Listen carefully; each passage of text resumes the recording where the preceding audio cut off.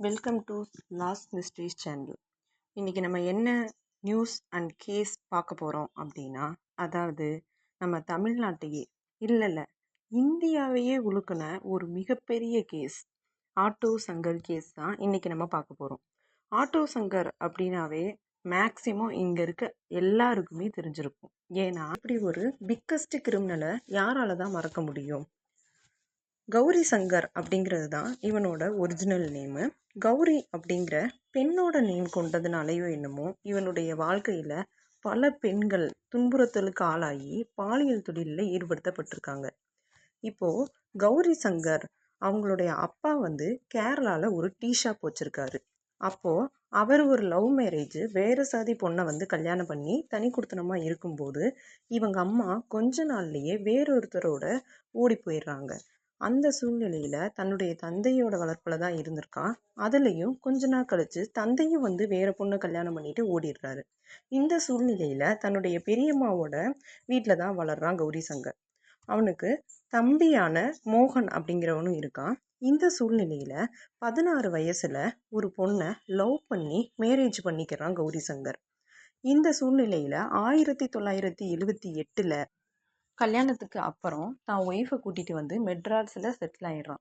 அப்போது தனக்கு தெரிஞ்ச பெயிண்டிங் தொழில் இந்த மாதிரி சின்ன சின்ன கூலி தொழில்களை பண்ணி தன்னுடைய நிறைமாத கர்ப்பிணியான ஒய்ஃபை பாதுகாத்துட்டு வரான். அப்போது ஒரு நாள் நைட்டு பயங்கரமான மழை பெய்யுது. அப்போது தன்னுடைய வீட்டில் சாப்பாடே இல்லை, தன்னுடைய ஒய்ஃபுக்கு சாப்பாடு வேணும் அப்படிங்கிறதுனால பக்கத்தில் இருந்த மளிகை கடைக்கு போய் சாப்பாடு கேட்குறான். ஆனால் அங்கேருந்து அண்ணாச்சி, நீ சாப்பாடு இல்லைன்னா நாக்கு பிடுங்கிட்டு செத்துப்போ அப்படின்ற மாதிரி ரொம்பவே ஹார்ஸாக திட்டிடுறாரு. அதோட தயவு செஞ்சு தாங்கன்னு சொல்லிட்டு ரொம்ப கெஞ்சுறான் ஆட்டோ சங்கர். ஆனால் அந்த சூழ்நிலையில் ஒரு காவல் அதிகாரி பக்கத்தில் வராரு. அவரும் சேர்ந்து நீ எப்படி இப்படி கடைக்கார்ட்ட தகராறு பண்ணலாம் அப்படின்னு சொல்லி அவனை ரொம்பவே ஹார்ஸாக அடிச்சிடுறாரு.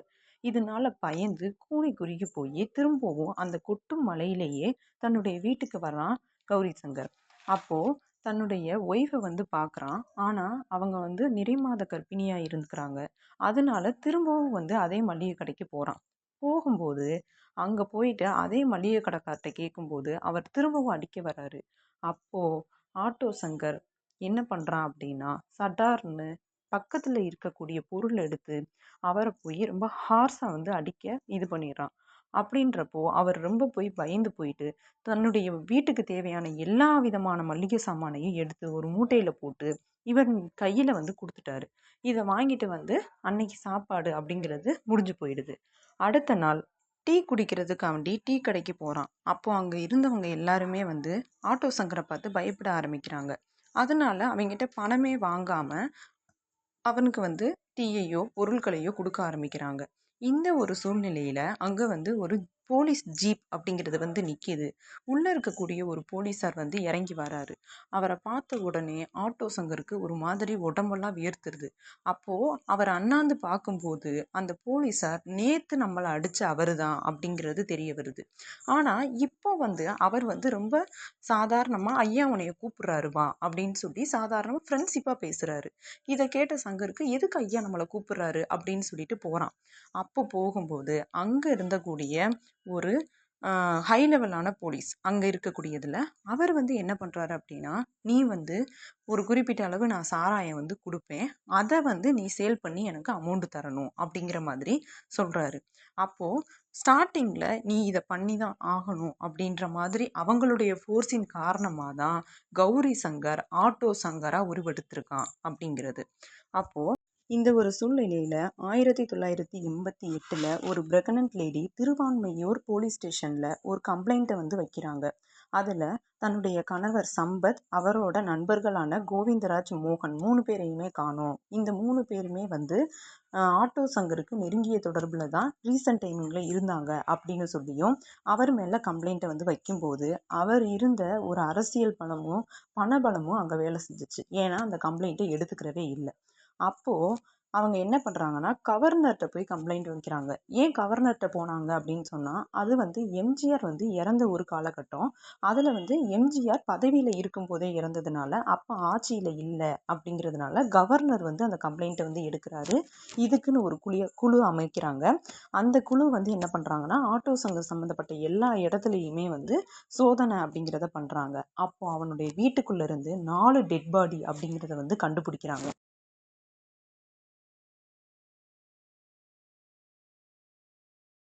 3 பேரு தானே மிஸ்ஸிங் கம்ப்ளைண்ட் ஆயிருக்காங்க. அப்போ 4 பாடி கண்டறிக்கப்பட்டிருக்கே அப்படின்னு சொல்லி போலீஸுக்கே ரொம்ப அதிர்ச்சியா இருந்திருக்கு.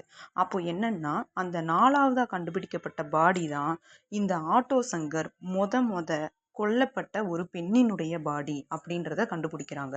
அந்த பெண் யாரு அப்படின்னா லலிதா அப்படிங்கிறவங்க.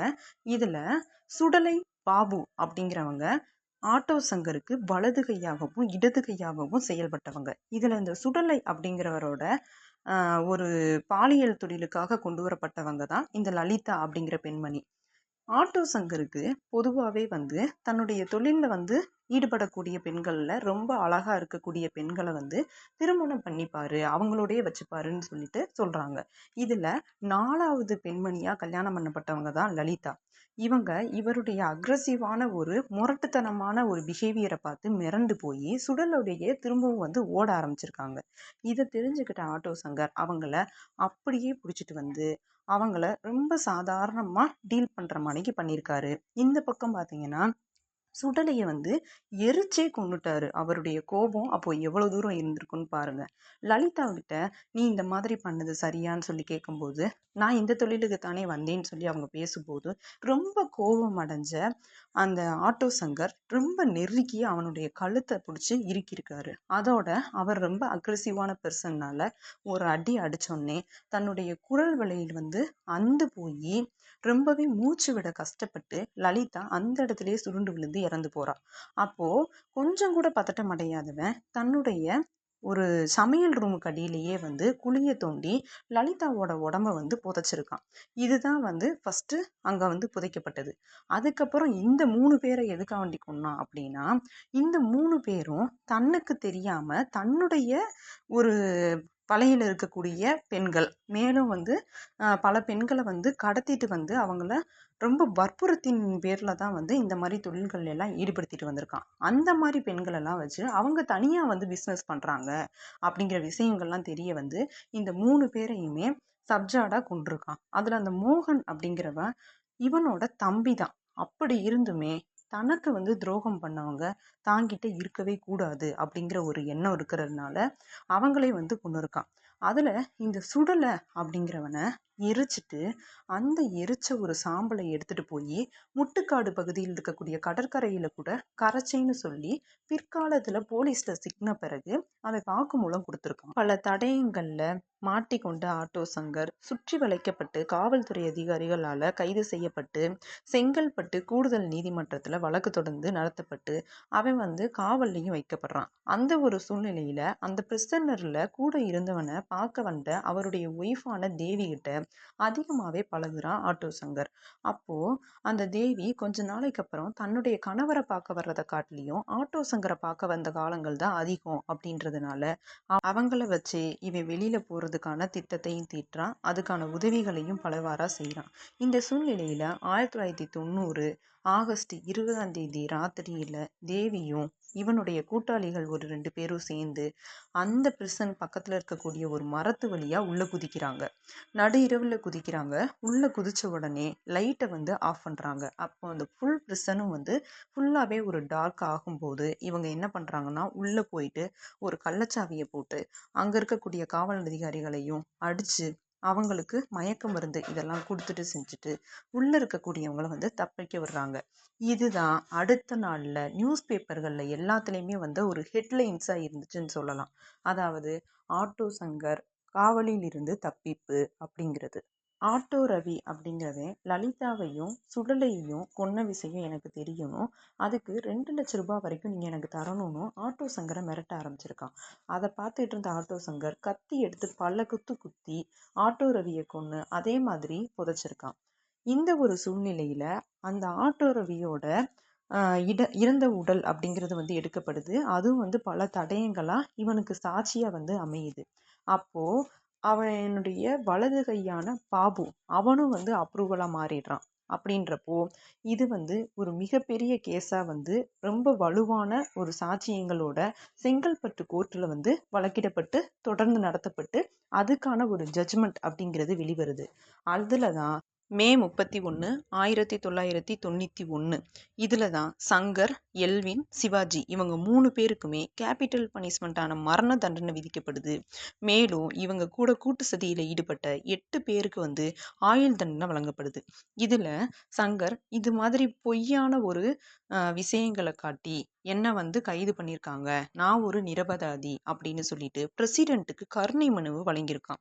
ஆனால் பிரசிடென்ட் சிவாஜியை மட்டும் அதிலிருந்து எடுத்துட்டு சங்கருக்கும் எல்வினுக்கும் கேபிட்டல் பனிஷ்மெண்ட் அப்படிங்கிறத வந்து ஊர்ஜிதம் பண்றாரு. இந்த ஒரு சூழ்நிலையிலையும் எப்படியும் லாஸ்ட் டயத்துல கூட ஜெயிலை விட்டு நம்ம தப்பிச்சிருவோம் அப்படின்ற ஒரு கண்மூடித்தனமான நம்பிக்கையில் இருந்த ஆட்டோ சங்கர் பலவிதமான முயற்சிகளை அப்பொழுதும் வந்து அவன் வந்து பின்பற்றிக்கிட்டு தான் வந்திருக்கான்.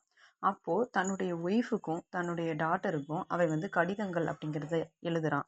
அங்க இருக்கவங்கள்ட்ட எல்லாம் தன்னுடைய மனசுக்குள்ள இருக்கக்கூடிய விஷயங்கள் எல்லாத்தையுமே வந்து பகிர்றான். அதுல வந்து பலவிதமான பொலிட்டிஷியன்ஸ் அரசியல்வாதிகளா வந்து வெளிவேஷம் போட்டுக்கிட்டு நல்லவங்களா இருக்கிறவங்க அப்படின்னு சொல்லிட்டு பல பேர் வந்து இதுல வந்து அவங்களுடைய முகத்திரை அப்படிங்கிறது கிடைக்கப்படுது. மேலும் இவனுடைய வீட்டில் வந்து ஒரு டைரியில இவன் வந்து யார் யாருக்கெல்லாம் வந்து சரக்கு சப்ளை அண்டு பாலியல் தொழில் நடத்துறதுக்காண்டி அப்படின்னு பலவிதமான பணப்பரிமாற்றங்கள் அப்படிங்கிற எல்லா டீட்டெயிலும் வந்து போலீஸ்க்கு வந்து கிடைக்கப்பெறுது. ஏப்ரல் 27, 1995 மார்னிங் 4 மணி இந்த ஒரு நிலையில அவனை தூக்கு போடுறதுக்காண்டி தூக்கு மேடைக்கு கொண்டுட்டு போறாங்க. கடைசி ஆசையா எனக்கு வந்து ஒரு ஃபேண்டா வேணும் குடிக்கிறதுக்கு அப்படின்னு சொல்லி கேட்டதுனால அந்த கூல்ட்ரிங்க்ஸை வாங்குறதுக்காண்டி பல இடங்கள்ல தேடி அலைஞ்சு கொண்டு வராங்க. அதை குடிச்சு முடிச்சோடனே அங்க இருந்த போலீஸாரை பார்த்து இந்த பாட்டிலால என்ன நான் குத்தி காயப்படுத்திக்கிட்டேன், தற்கொலை பண்ணிக்க முடிஞ்சேன் அப்படின்னா இப்போ நீங்க என்னை தூக்குல போட மாட்டீங்கல்ல அப்படின்னு சொல்லிட்டு ஆட்டோ சங்கர் ரொம்பவே சத்தமா சிரிச்சிருக்கான். அப்போ படக்குன்னு அவன் கையில இருந்து ஃபேண்டா பாட்டிலை வாங்கிட்டாங்க. அப்போ டிஐஜியா இருந்த ராமச்சந்திரன் அப்படிங்கிறவரு அவனை குடிச்சு முடிச்சதுக்கு அப்புறம் தூக்கு மேடைக்கு கூட்டிட்டு போறாரு. அவனுடைய கால்கள் எல்லாத்தையுமே வந்து கயிறு கொண்டு கட்டுறாங்க. அவனுடைய கண்கள் அப்படிங்கிறது வந்து மூடப்படுது. அதுக்கு மேல வந்து கருப்பு கலர்ல ஒரு துணியை வந்து தலையில வந்து போடுவாங்க. அப்போ வந்து ஒரு நிமிஷம்னு சொல்லிட்டு ஆட்டோ சங்கர் கத்துறான். அப்போ கத்துன உடனே எதுக்குன்னு சொல்லிட்டு அந்த தலையில போட்ட முகமுடியை கலட்டுறாங்க. அப்போ டிஐஜியா இருந்த ராமச்சந்திரனை கூப்பிட்டு அவருடைய கையை வந்து பிடிச்சி அந்த கையில தன்னுடைய கடைசி முத்தத்தை வந்து பதிவு செய்கிறான் ஆட்டோ சங்கர். பதிவு செஞ்ச பிறகு அவனுடைய தலை அப்படிங்கிறது மூடப்படுது. அவனை அப்படியே தூக்கு மேடையில நிறுத்துறாங்க. அவனுடைய கழுத்துக்கு வந்து சுருக்கு கயிறு போடப்படுது. போடப்பட்டு துடிதுடிக்கப்பட்டு அந்த இடத்திலே இறந்து போறான் ஆட்டோ சங்கர். ஜனவரி 21, 1954 காங்கேயத்துல பிறந்த இந்த கௌரி சங்கர் இறக்கும்போது ஆட்டோ சங்கராக மாறி பல பேரை பாலியல் தொழிலில் துன்புறுத்தி ஈடுபடுத்தி பல பேர் வீட்டில் சாராயம் அப்படிங்கிறத புழங்க வச்சு பல குடும்பத்தை அழிச்சு மிகப்பெரிய கிரிமினலாக மாறி இறந்து போகிறான். அதுக்கப்புறம் இவனுடைய உடல் அப்படிங்கிறது வந்து இவனுடைய மனைவிட்டையும் மகள்கிட்டையும் ஒப்படைக்கப்படுது. ஆனால் அவங்க கதறி கதறி அழுகுறாங்க.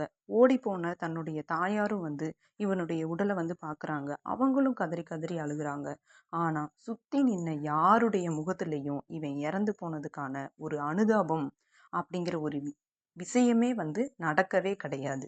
ஏன்னா இவ்வளவு கொடூரமான ஒரு கொலையாளி அப்படின்னு சொன்னாலும் இந்த கொலைக்கு பின்னாடி இவன் நடத்தக்கூடிய பலவிதமான தொழில்கள், அந்த தொழிலில் வந்து இவன் வந்து கொடிகட்டி பறக்கணும் அப்படின்றதுக்காண்டி பணத்து மேலே கொண்ட ஆசை எல்லாமே சேர்ந்து தான் அவனை வந்து கொன்றுக்கு.